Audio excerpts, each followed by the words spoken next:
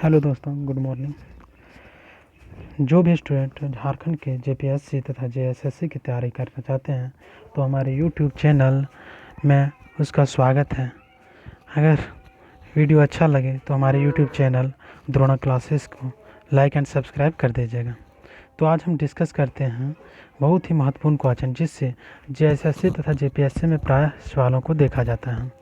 झारखंड के विभिन्न कालखंडों में जाना जाने वाले नाम, जैसे झारखंड को अलग अलग कालखंडों में अलग अलग नाम से जाना जाता था, तो उससे जो प्रश्न बनते हैं तो उस प्रश्न को आज हम लोग देखते हैं। तो पहला प्रश्न है आपके स्क्रीन पे, झारखंड प्रदेश का सर्वप्रथम उल्लेख मिलता है। ऑप्शन नंबर ए आयन अकबरी में, बी विष्णु पुराण में, सी कौटिल्य के अर्थशास्त्र में, डी ऐत्रेय ब्राह्मण में। 5 सेकंड का हम टाइम देते हैं, 5 सेकंड के अंदर बताएं। 5 4 3 2 1। इसका राइट आंसर है ऐत्रेय ब्राह्मण। इसका राइट आंसर है ऐत्रेय ब्राह्मण में। चलिए दोस्तों, अब आगे क्वेश्चन नंबर सेकंड की ओर चलते हैं। क्वेश्चन नंबर सेकंड आपके सामने है। क्वेश्चन नंबर सेकंड, एक second cancel. Question number second देखिए, जूम कर देता हूँ। क्या है, इस राज्य का नाम झारखंड क्यों पड़ा? क्या कारण था कि इस राज्य का नाम झारखंड पड़ा? तो बताओ। 5 4 3 2 1।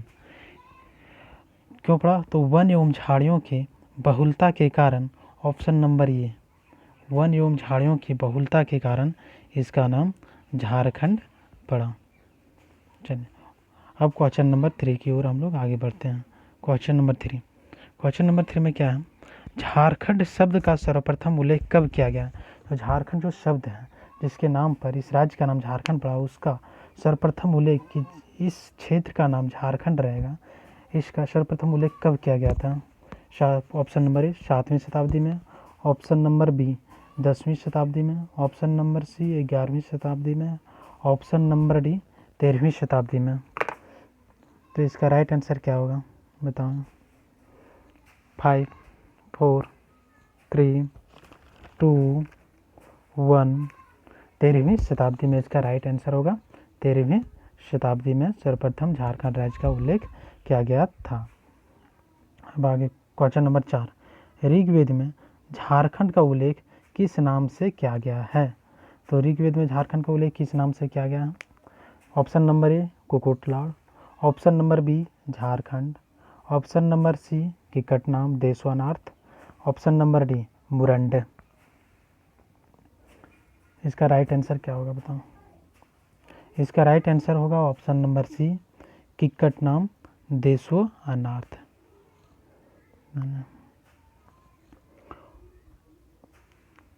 क्वेश्चन नंबर 5 है, निम्न में से किस वेद में झारखंड को व्रात्य नाम से संबोधित किया गया है? झारखंड को किस वेद में व्रात्य बताया गया? झारखंड क्षेत्र को व्रात्य नाम से संबोधित किया गया है किस वेद में? Option number A Rigveda, option number B Samaveda, option number C Atharvaveda, option number D Yajurveda. इसका राइट आंसर होगा अथर्ववेद। क्या होगा? अथर्ववेद इसका राइट आंसर होगा। चलिए, क्वेश्चन नंबर 6 की ओर हम लोग अग्रसर होते हैं। तो क्वेश्चन नंबर 6 में है, वैदिक साहित्यों में झारखंड की जनजातियों के लिए निम्न में से किस शब्द का प्रयोग किया गया है? तो वैदिक साहित्य जो वैदिक साहित्य है उसमें झारखंड के जो जनजाति हैं उसको किस शब्द का प्रयोग किया गया है कि मतलब जनजातियों के लिए किस शब्द का प्रयोग किया गया था वैदिक साहित्य में? जो झारखंड का प्राचीन जनजाति भी जिससे जाना जाता है, गैस कीजिए। इसका राइट आंसर होगा ऑप्शन नंबर सी असुर। क्या होगा? असुर इसका राइट आंसर होगा, असुर। चलिए आगे बढ़ते हैं क्वेश्चन नंबर 7 की ओर। क्वेश्चन नंबर 7 में, निम्न में से किस वेद में असुरों को लिंग पूजक अशिष्णु देव कहा गया है? किस वेद में असुरों को लिंग पूजक अशिष्णु देव के नाम से जाना गया है? Option number A Rigveda, option number B Samaveda, option number C Atharvaveda, option number D Yajurveda. किस वेद में असुरों को, जो सब झारखंड की सबसे प्राचीनतम जनजाति है, उसे लिंग पूजक या तो फिर शिष्णुदेव के नाम से जाना जाता है? किस वेद में इसका उल्लेख मिलता है? तो इसका राइट आंसर होगा ऋग्वेद। इसका राइट आंसर होगा ऋग्वेद।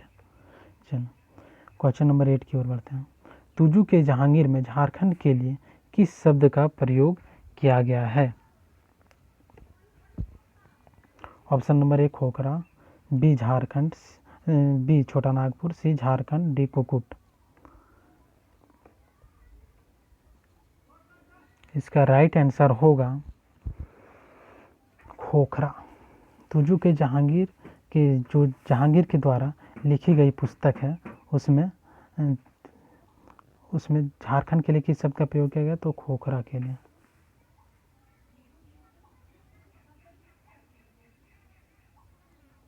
चलिए क्वेश्चन नंबर 9 की ओर आगे बढ़ता हूँ। कौटिल्य के अर्थशास्त्र में झारखंड प्रदेश को संबोधित किया गया है?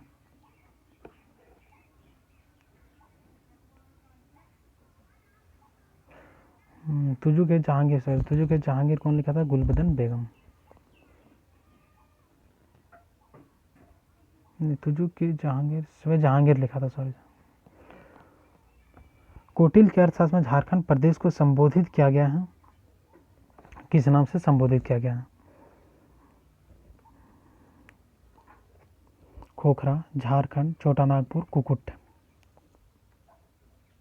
तो कुकुट प्रदेश के नाम से कौटिल्य के अर्थशास्त्र में झारखंड प्रदेश को संबोधित किया गया है। कौटिल्य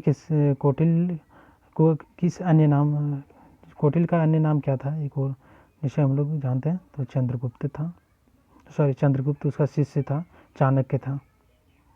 कौटिल्य का अन्य नाम चाणक्य था, जिसने अर्थशास्त्र की रचना की थी, जिसमें अर्थशास्त्र एक राजनीतिक किताब है, राजनीति पर आधारित किताब है। ऐसा नहीं कि अर्थशास्त्र है तो अर्थशास्त्र से रिलेटेड किताब है। क्वेश्चन नंबर 10 की ओर आगे बढ़ते हैं।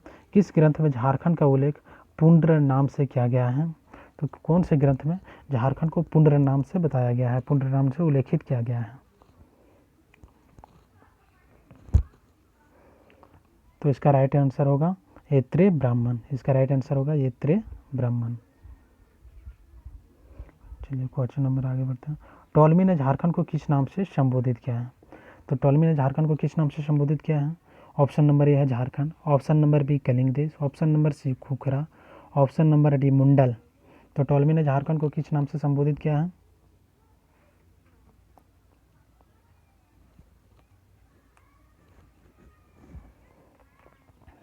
तो इसका राइट आंसर होगा मुंडल।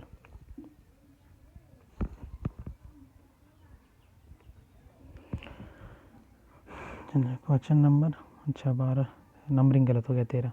वायुप्राण नामक ग्रंथ में झारखंड को किस नाम से संबोधित किया गया है?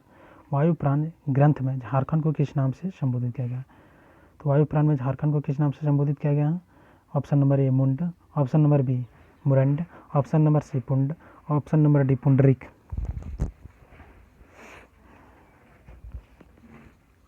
तो इसका राइट आंसर होगा मुरंड।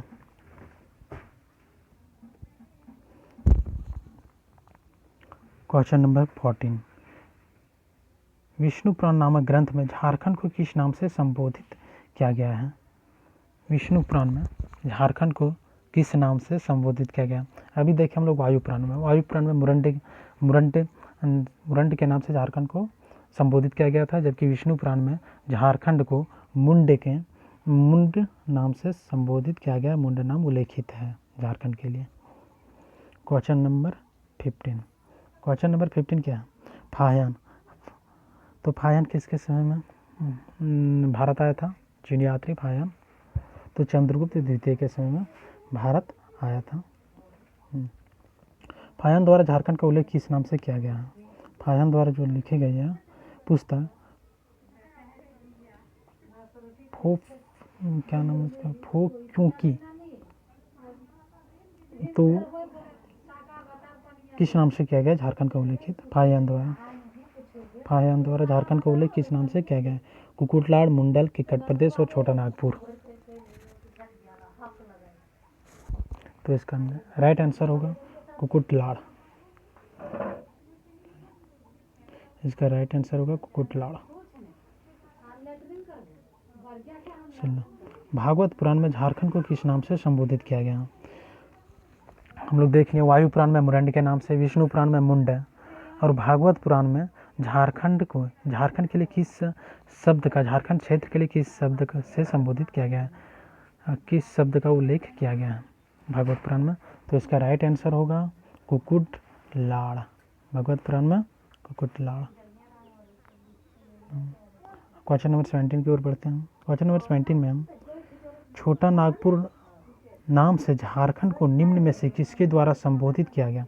छोटा नागपुर जो झारखंड का क्षेत्र जो है उसे छोटा नागपुर बताया था कि ये छोटा नागपुर है। ये छोटा नागपुर नाम छोटा नागपुर नाम किसने दिया था झारखंड को? झारखंड को छोटा नागपुर नाम से किसने पहली बार संबोधन किया था, तो उल्लेखित किया था, तो फिर इसका झारखंड का नाम छोटा नागपुर दिया था? तो इसका राइट आंसर होगा east India company. East India company. Question number 18 की ओर बढ़ते हैं। इतिहासकार बुक्कानन ने किस स्थान से लेकर वीरभूम तक के संपूर्ण पठारी क्षेत्र को झारखंड के रूप में वर्णित किया है? तो इतिहासकार बुक्कानन ने किस कहाँ से कहाँ तक लेकर बोला था कि ये झारखंड का क्षेत्र है? वीरभूम तक के संपूर्ण पठारी क्षेत्र को झारखंड के रूप में वर्णित किया है। कहाँ से वीरभूम तक? तो ये अच्छा, ऑप्शन नंबर डी नहीं दिया। Option number A Gaya, option number B Banaras, option number C Sasaram. तो बनारस तक जो बुकानन था वो बोलता बनारस तक क्या बता रहा था कि वहाँ तक झारखंड, इधर वीरभूम से लेकर इधर बनारस तक, उत्तर प्रदेश के बनारस तक क्या है? झारखंड का क्षेत्र है। Question number 19। 1833 में स्थित दक्षिण पश्चिम फ्रंटियर एजेंसी का मुख्यालय दक्षिण पश्चिम बताता हूँ मैं। ऊपर का हो गया मेरा नॉर्थ, नीचे साउथ, ईस्ट, वेस्ट, ये हो जाएगा मेरा नॉर्थ ईस्ट एक होना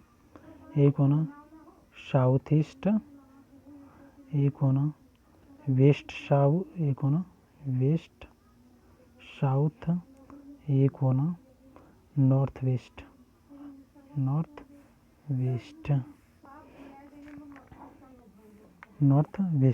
तो यहाँ पूछा गया क्वेश्चन में कि दक्षिण और पश्चिम, मतलब दक्षिण पश्चिम ये हो जाएगा मेरा, ये वाला दक्षिण पश्चिम, मतलब भारत के दक्षिण पश्चिम फ्रंटियर एजेंसी का मुख्यालय कहाँ था, जिसे बाद में रांची के नाम से जाना गया था? मतलब उसका पुराना नाम क्या था? तो पहला ऑप्शन है मैकलुस्कीगंज, मेदिनीनगर, किशुनपुर, वीरभूम, जिसे बाद में रांची के नाम से जाना गया था, और जो दक्षिण पश्चिम फ्रंटियर एजेंसी का मुख्यालय था 1833 ईस्वी में। तो उसका 1833 में क्या नाम था? तो इसका राइट आंसर है किशुनपुर। इसका राइट आंसर है किशुनपुर।